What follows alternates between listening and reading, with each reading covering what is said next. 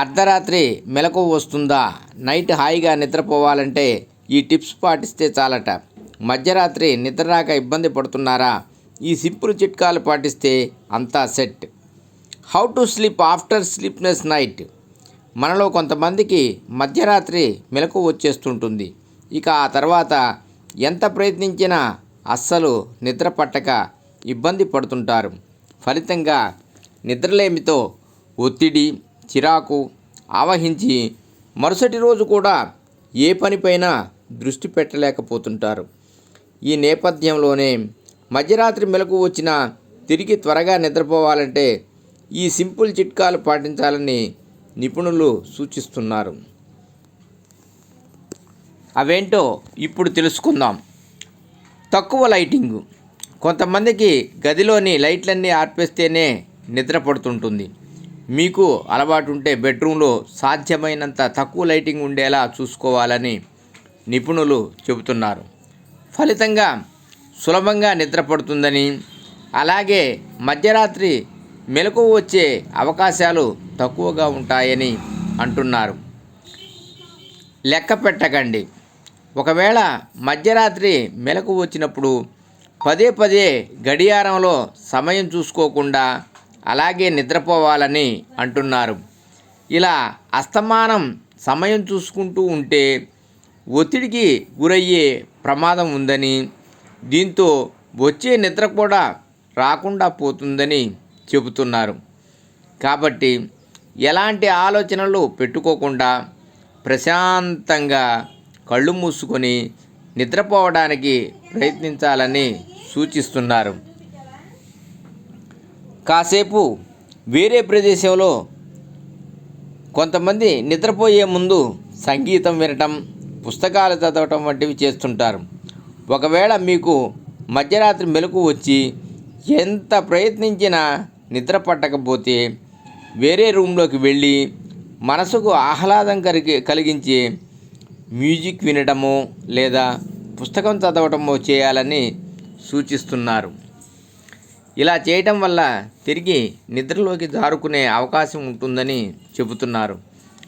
ధ్యానంతో మేలు.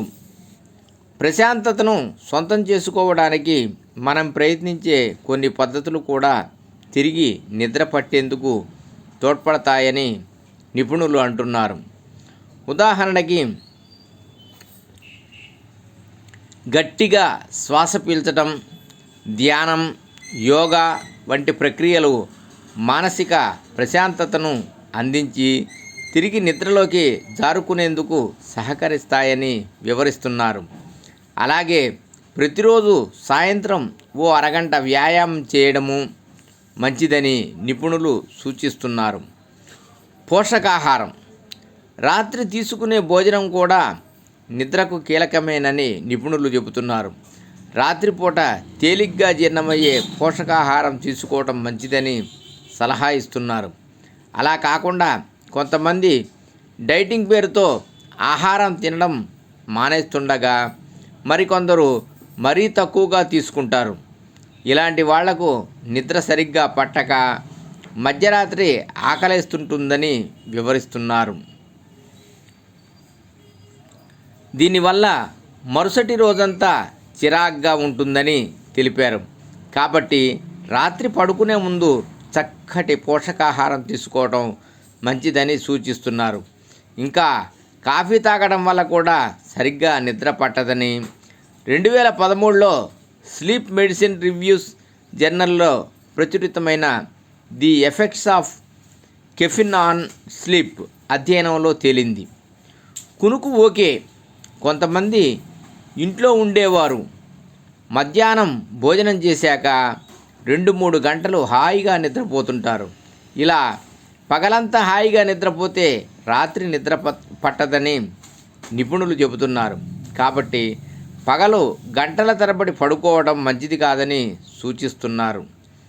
అంతగా పడుకోవాలనిపిస్తే ఓ పావు గంట లేదా అరగంట కునుకు తీయటం మంచిదని సలహా ఇస్తున్నారు.